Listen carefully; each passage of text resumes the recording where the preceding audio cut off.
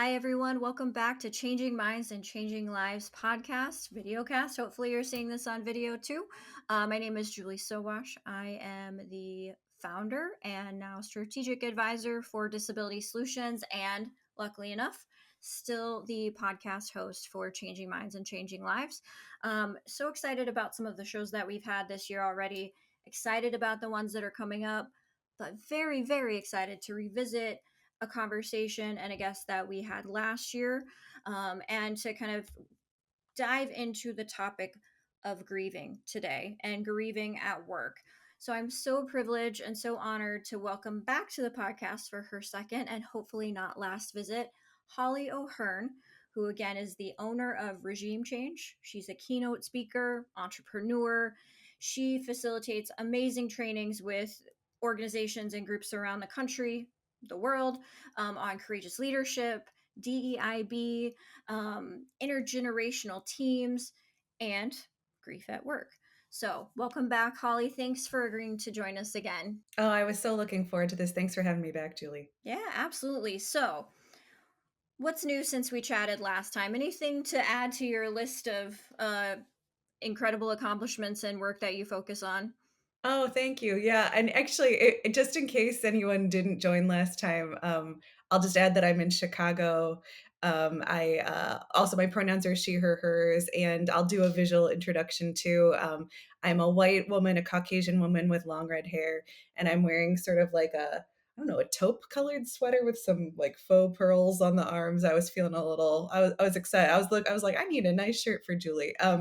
And then I have an office setting behind me that has plants and books. So that's my little intro. And yeah, things have been good over here. I've been doing, yeah, all the things you said. I've been doing a lot of the Brené Brown Dare to Lead work. And one thing that I'm actually in process of is adding the word coach to my title. So I'm going through a coaching program that is tied with the Dare to Lead work, but I'm learning a lot about coaching that I never knew what it was, and I'm excited about how that'll unfold. So, in terms of my little headline, watch this space because I'll have another word to get to add to it. But yeah, things overall still really enjoying working for myself and really enjoying all the topics that you mentioned as well too. Awesome, awesome. So, one other thing that kind of caught my attention when I was prepping to chat with you today is you are still using DEIB in your description. And one thing that, if you've heard me talk lately, I've been very frustrated about is that we're seeing such a quick willingness to move away from terms that we've been committed to working towards for at least the last decade. Um, why are you still using DEIB, and how do you feel, if you don't mind sharing, with the I will say the lack of courageous leadership in our own community, for people who are just willing to throw away that the words that have helped define us and define our communities for the last 10 or so years. Yeah, I appreciate you asking and that this is something you think about in this way. Yeah, I gosh, so much I could say. And by the way, it was part of why I was excited to come talk to you again because I remember you and I talked about DEI and DEIB last time I was here too, and it's just interesting to see how things have evolved. For me, I think I'm trying not to do, first of all, any like quick move, snap judgment kind of things. Not as a judgment of people who feel that they need to make some quick decisions, of course. But for me, there's a lot of like, let's see, like a lot of times when I worry about things, I try to play out all the different scenarios that could happen as opposed to the worst case scenario. So part of it is like, I don't want to listen just to my anxiety. And the other part, well, there's lots of parts, but another part is it feels like a way that the power and privilege I have in society can be helpful for once. And there are a lot of ways power privilege can be helpful, but yeah, I think in DEI, DEIB settings, a lot of times power and privilege are brought up and people feel shame about those words. And certainly there's been a lot of harm related to people's power and privilege that happens, but for me it's like, okay, you know, there's maybe less risk to me in being bold and keeping this title and this mission than someone else, and maybe that's something I can do even if I am scared at different times right now. um and I do think a lot about how some people might not wanna drop that language, but feel like they have to because of the lack of power or privilege they might have or protection they might feel they have, in their lived experience. So, anyway, I will say that if I were to ever change it, it would be for words that I felt people that matched better in the current times. And that's something that's still on my mind. Like, I don't have any plans to drop it or change it, but, like, if I did, I am open to if at some point the field evolves to, well, maybe some of those words weren't helping our mission anyway because of the way people were hearing them or the way they were stigmatized, and maybe there's a new word or phrase that fits our goals that people can hear better. I'm open to if that ever feels right at some point, but also it would be different than sneaking or hiding if that was the case. Does that make sense?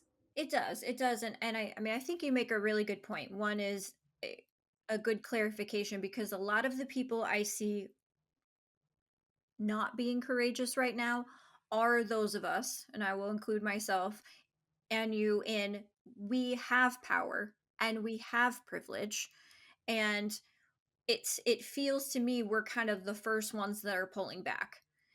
And that in my humble opinion needs to be called to the carpet, because we have built businesses around it, we've built personas and personalities and products, and to just step back from that and with that privilege where we don't have to, I think hurts my heart in a way that's harder for me to explain to someone who's outside of this work. The other thing that I hear you say, and I want to make sure that I'm clear that I do agree that we're always evolving. We should be evolving, and there are some things that we've done as a community that have not been helpful, that have caused further kind of stigmatization. I think that when we allow opposing groups to weaponize the words that we hold dear, it's harder for me to say, let's just give. Let's just give on those because that's the goal. The goal with weaponizing DEI or DEIB was to force us to stop using them. That's the goal. And when we do that, we allow for further weaponization against more marginalized communities, less protected communities, people who have no voice in so many ways.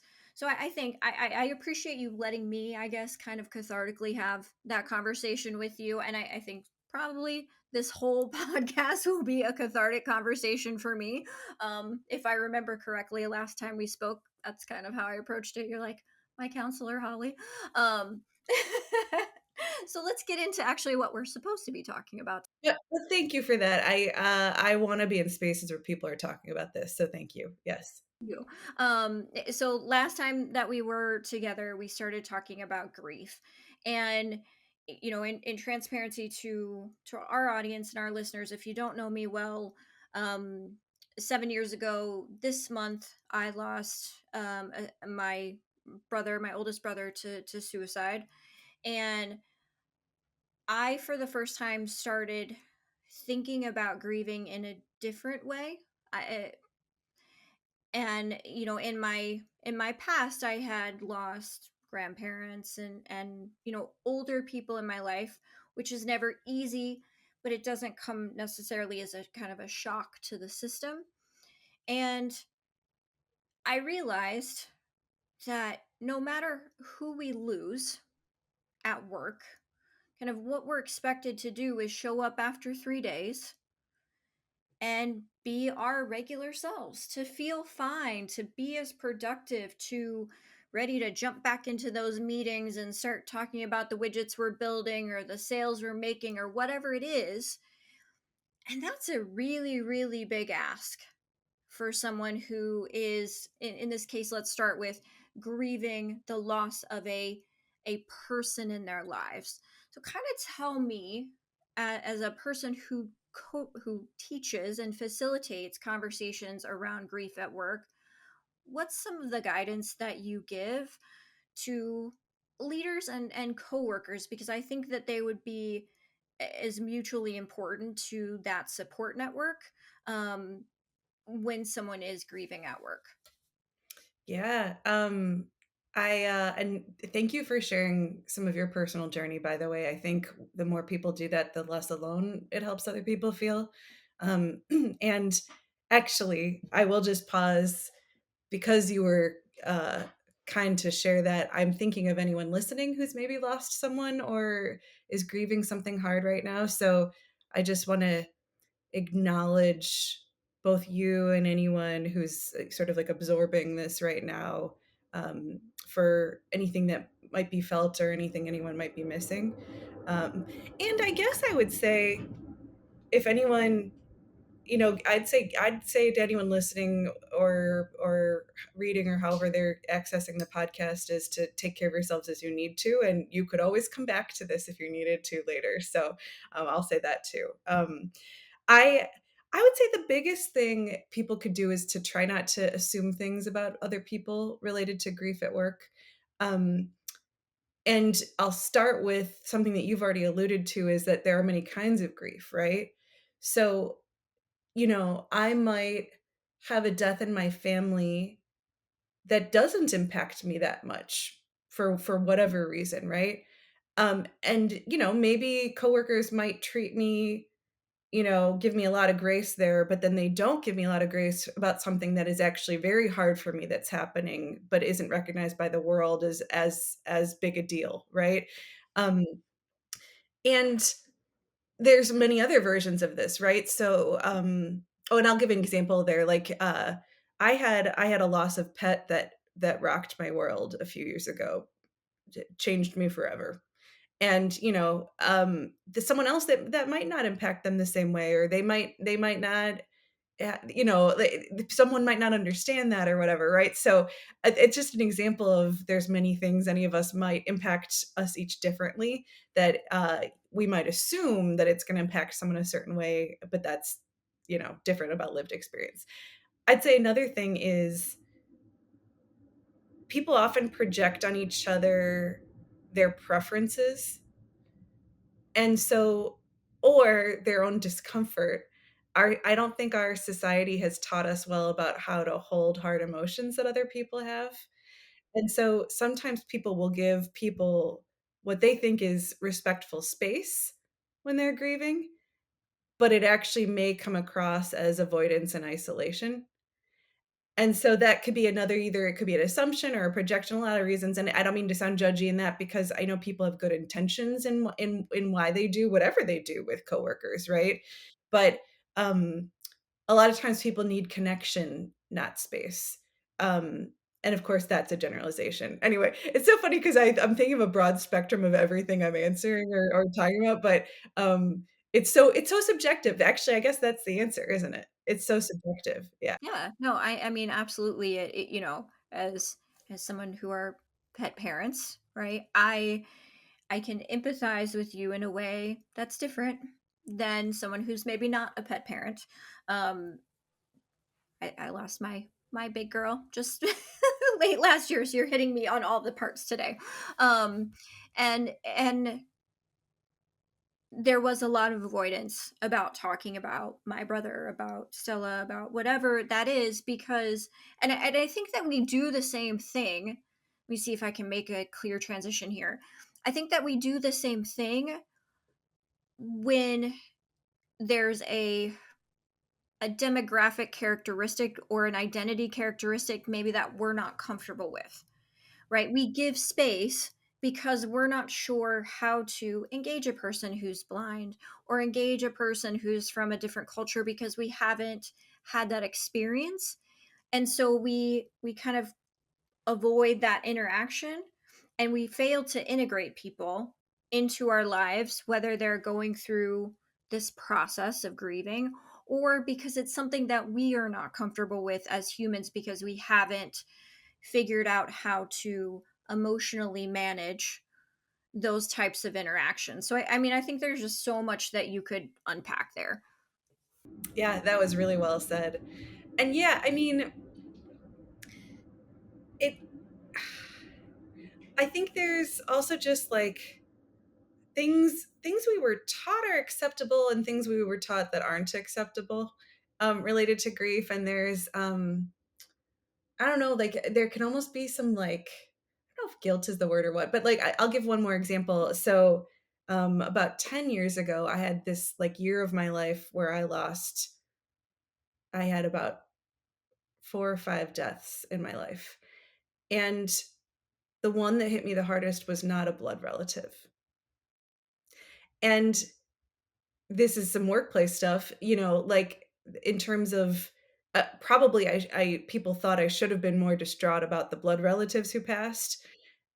But as humans, we just have different relationships with everyone, and the person who I had the hardest time with was like a family member to me, and so, of course, also our workplace policy was, um, you didn't get time off for someone who wasn't a blood relative. Luckily, I had a manager who said, "I can tell this person is family to you, so take the time you need," which does not always happen, and it definitely changed my relationship with my manager, for the positive that's how they responded, but, like, I do think there's something about when people share something that's going on with you, there are certain things as a society we just judge should be the harder thing that's happening of the things people are saying, and I wish we could find a way to not program people with those kind of messages because, like, life is gonna surprise you. Like you don't know what's gonna be the hardest yet, you know? Yeah, well, and I think that's, I mean, it's such an interesting point because how do you ask or how what's the appropriate response? I'm not even sure. It's like your family member who passed away versus your like a family member who passed away.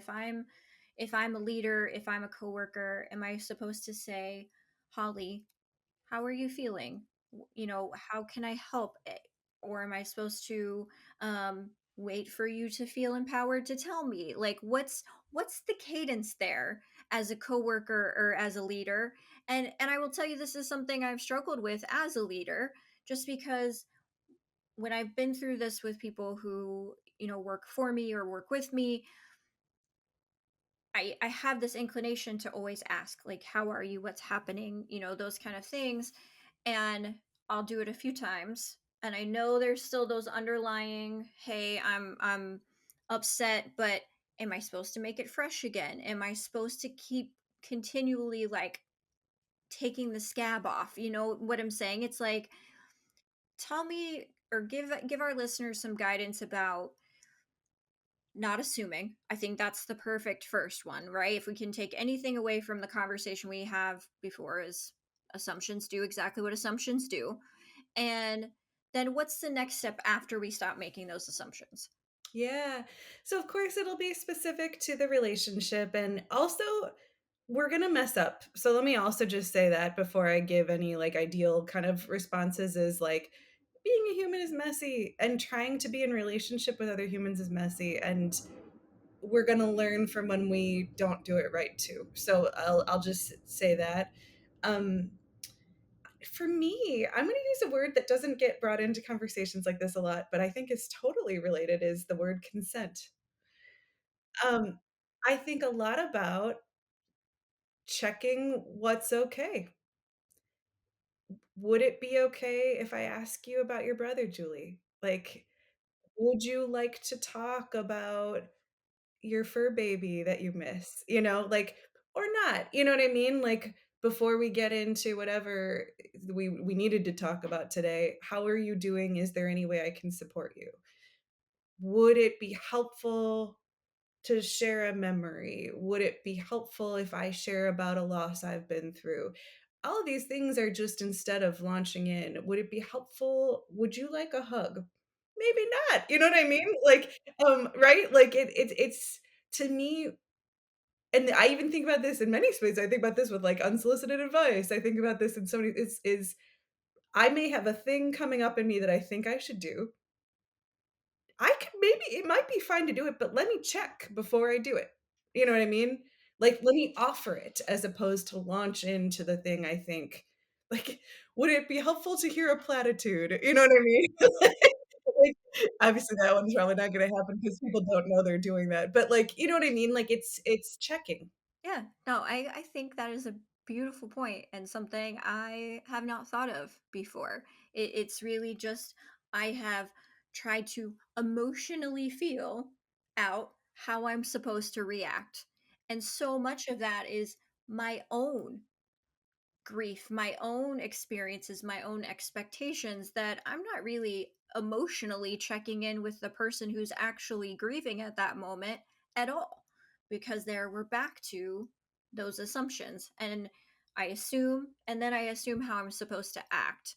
And so I think consent is is a really powerful word there. I think that could go into all of our kind of standard practices on more than just grief, but especially on grief in this conversation.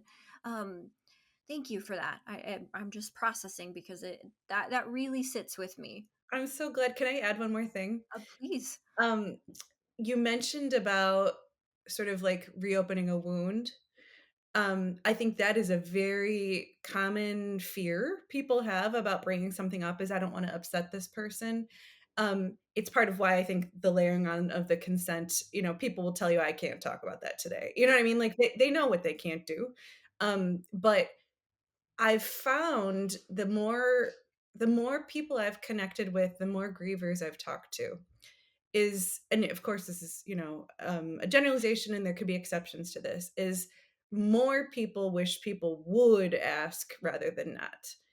And many people are like, I didn't forget that this hard thing happened. Like no one's making me remember. Like it's never not in my mind right now. And especially in like those like the fresher times, though as we know, grief is a journey and can be hard much later for many reasons too. But it's this idea of like, I think even in some workplaces, people might worry about um like policies around any of that and like like if it's okay to bring something up that's hard because it might be traumatic for the person, but I really do think that in the case of grief more times than not it's you're seeing someone is what you're doing as a full person, and rather than like they didn't forget, you know what I mean, like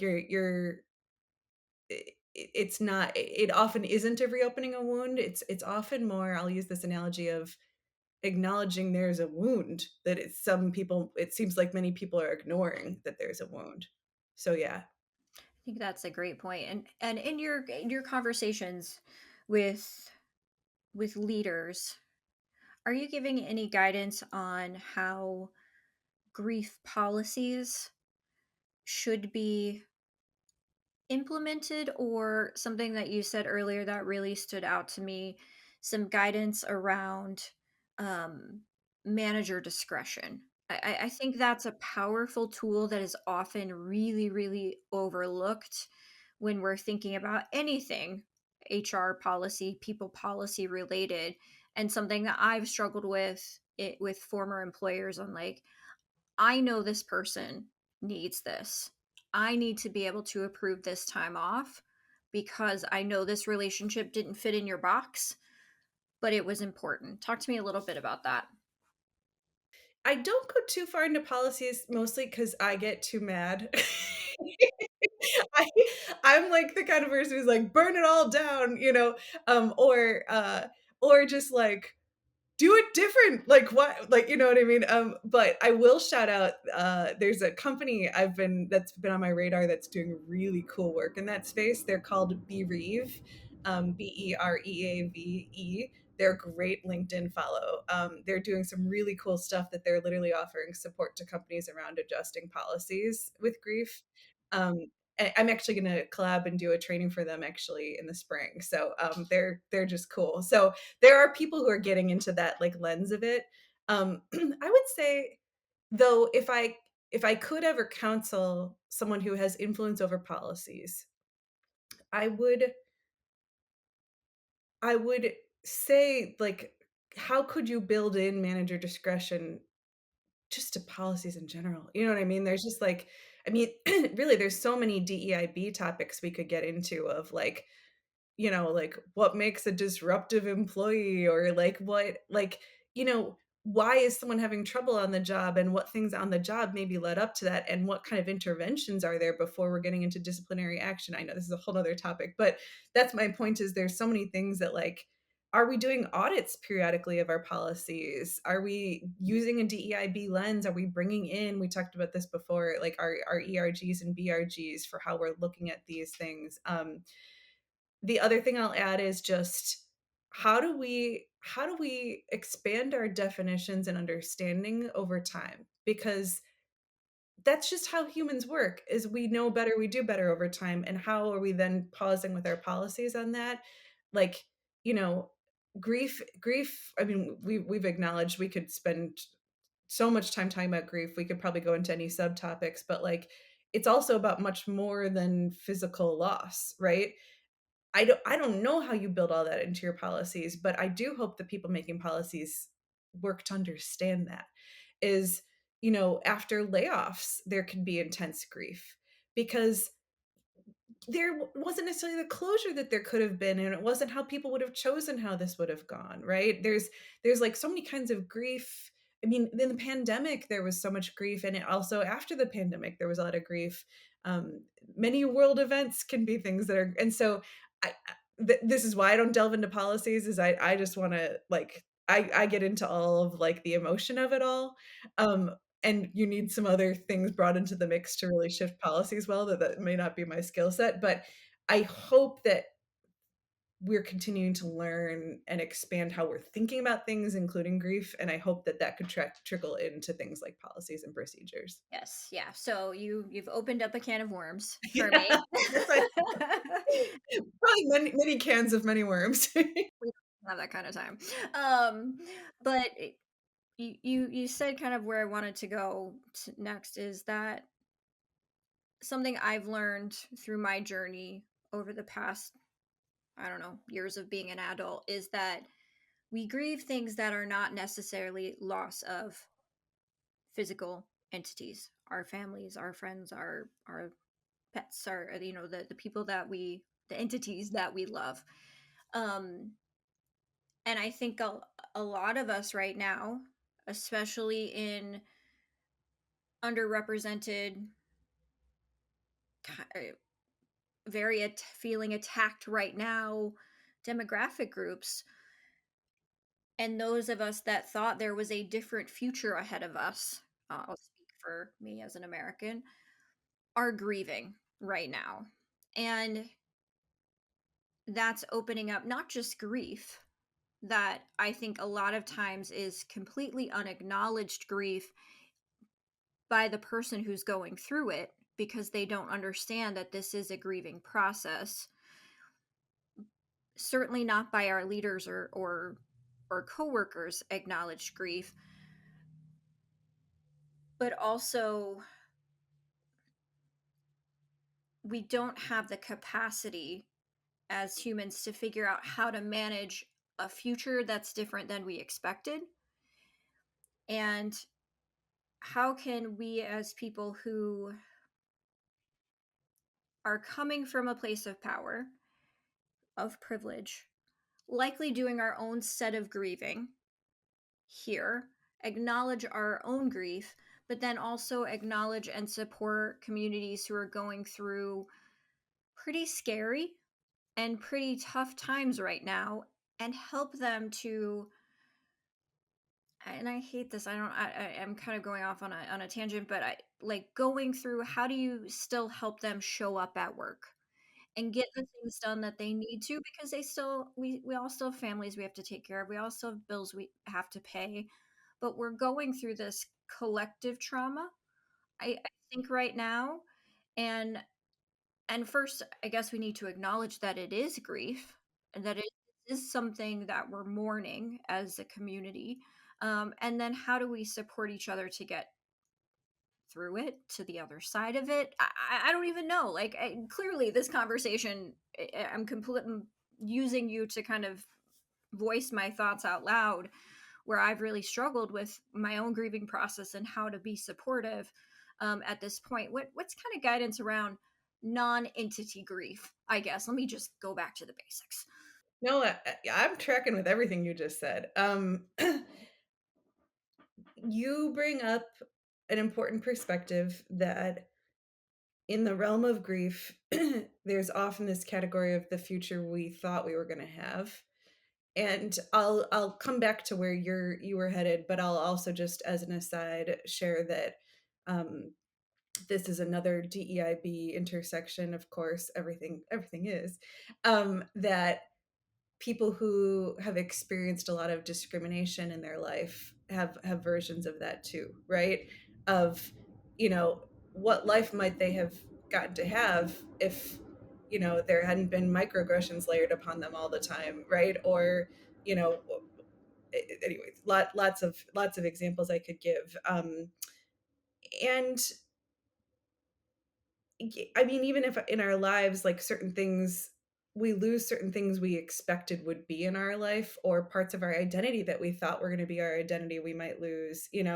So, I bet a lot of people will relate to the conversation we're having, regardless of if they're thinking about like, like the, I don't want to say politics. I want to say just like world events. You know what I mean?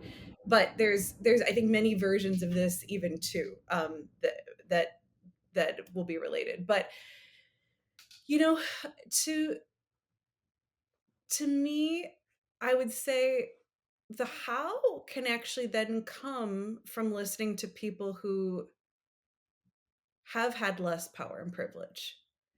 And I'm going to say something that's not directed at you, Julie, but I think you could handle it from what I know about you. But I mean this more just from a group of people, and myself are included.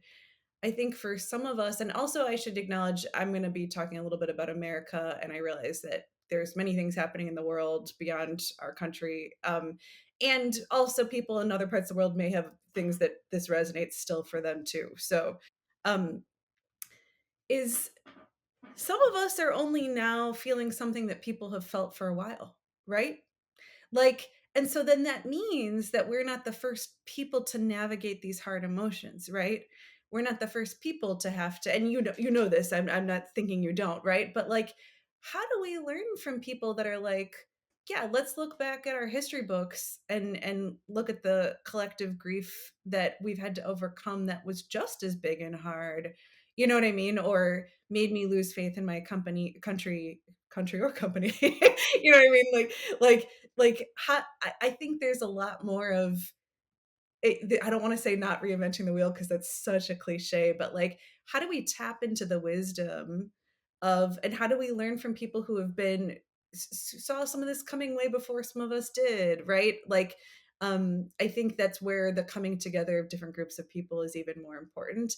And then I'll say the umbrella thing on top of all of this is, I believe, learning to regulate our own nervous systems, because no one can do the best care for themselves until they've done, like in terms of decisions, etc., and when actions and how we show up anywhere, work or wherever, is if we're not able to get out of fight or flight.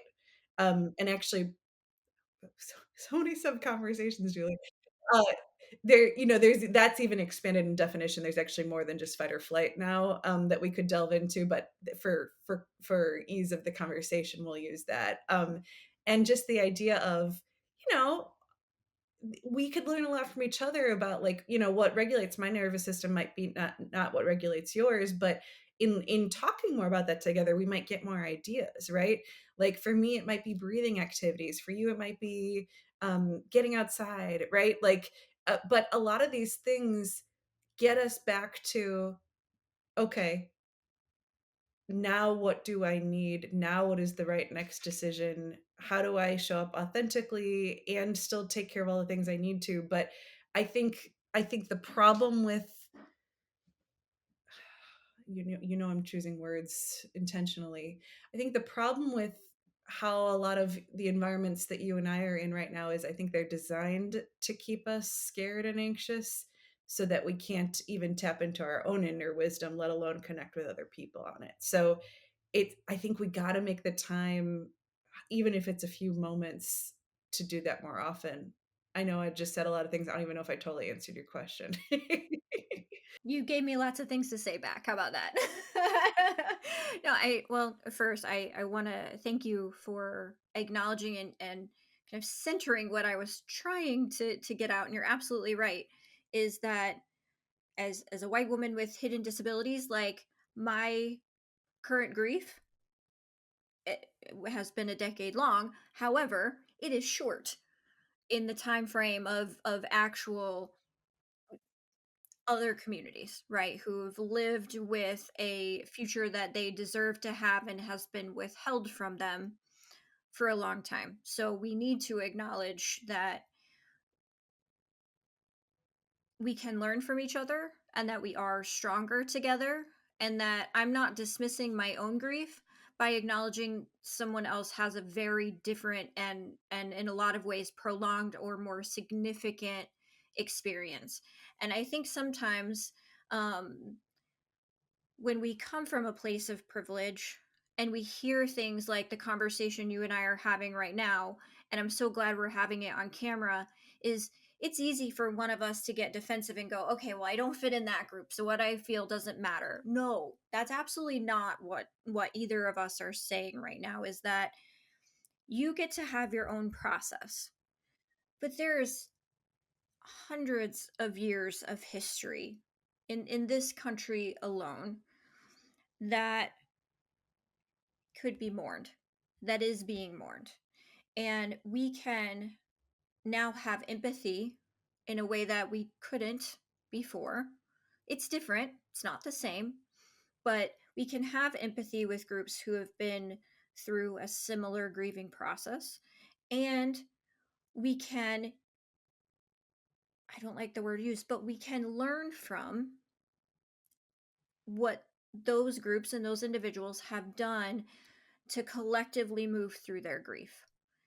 And I think that's just really important to acknowledge, and I thank you for doing that.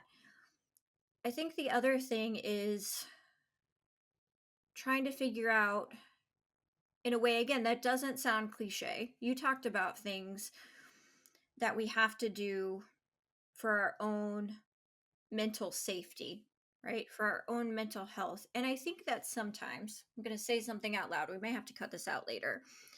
But I think sometimes, again, I'm just going to come from my own privilege, is that especially in chaotic political or societal environments, we feel guilty about taking care of ourselves.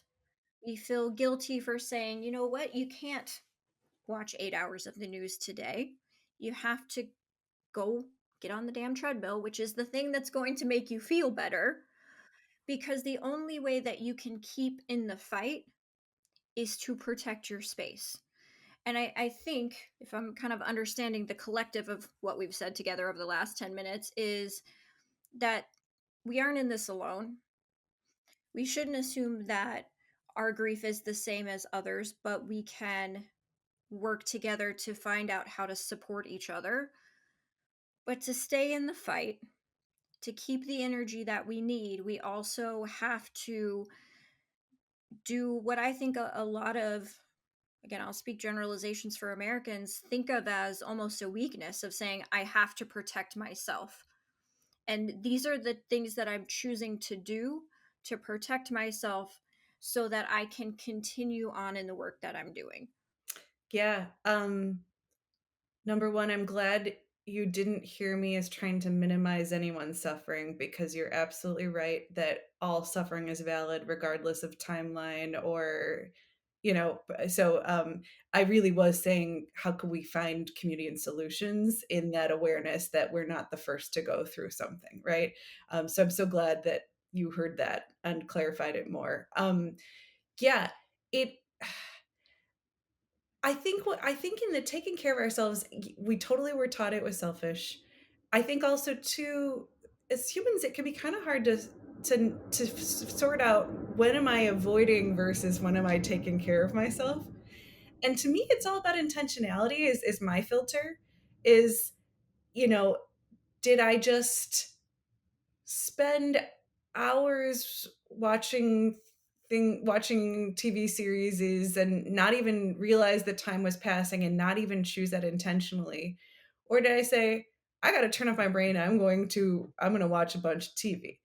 That to me, that's the difference, right? Is like, do I want to be taking politically active actions and doing phone calls right now, or do I not have capacity for that?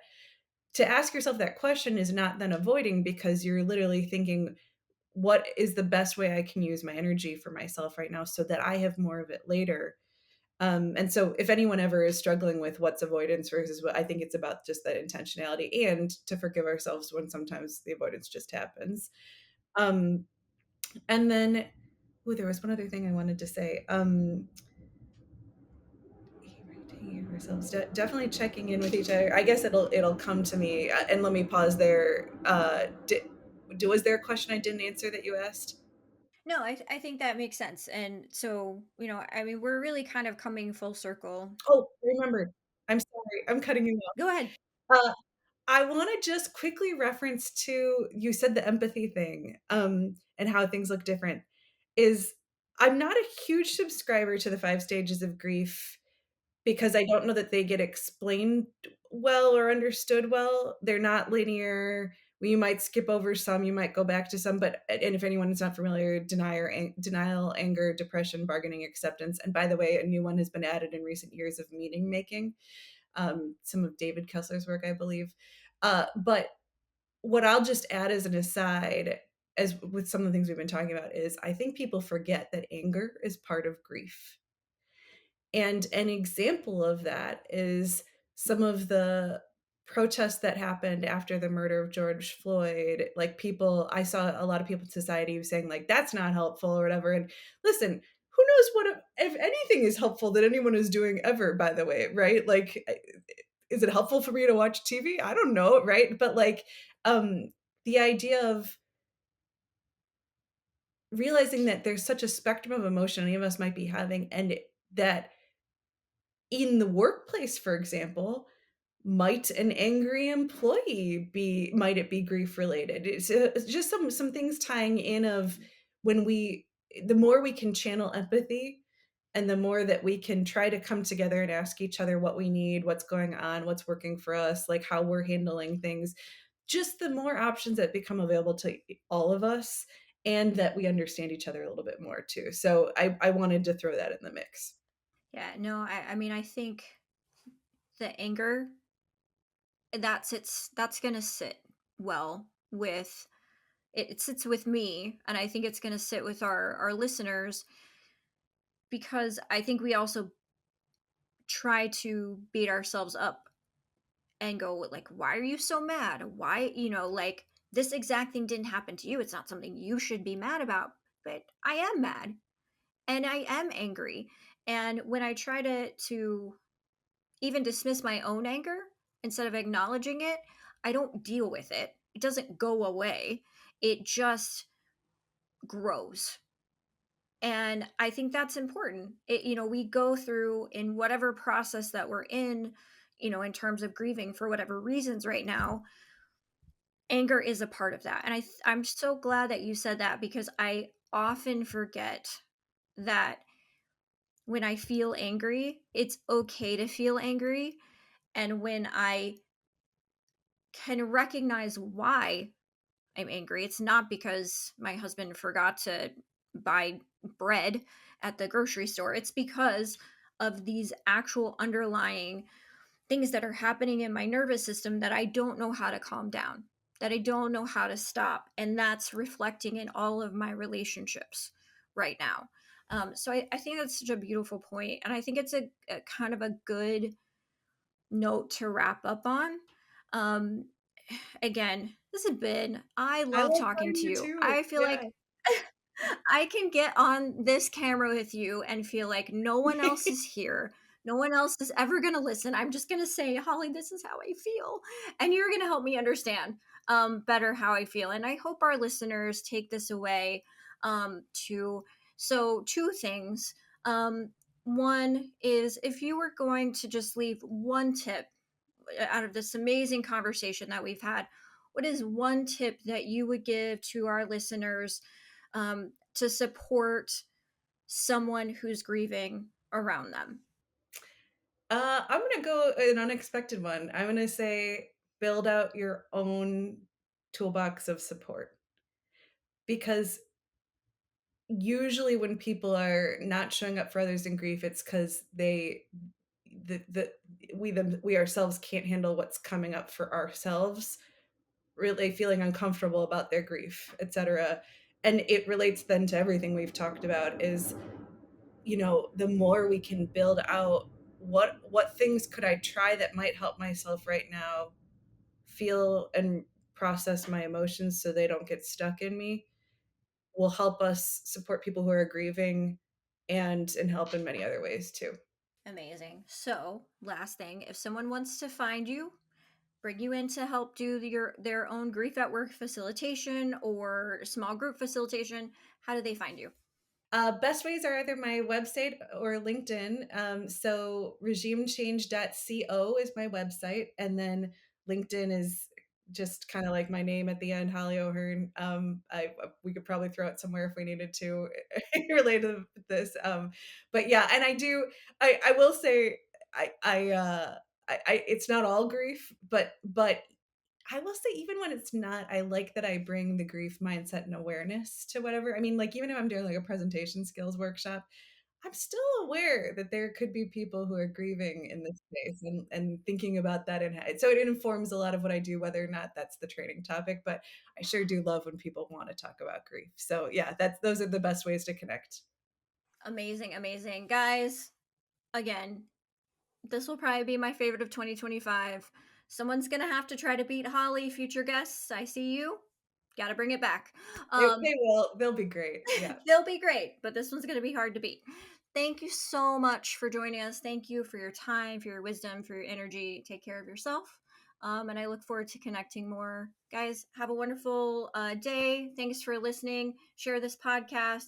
Connect with Holly. Do what you need to do to take care of yourself. Do and reach out to us if you're going through this process and this conversation resonated with you, whether it's physical grief or something else. Let us know. Until then, we'll see you next time on Changing Minds, Changing Lives.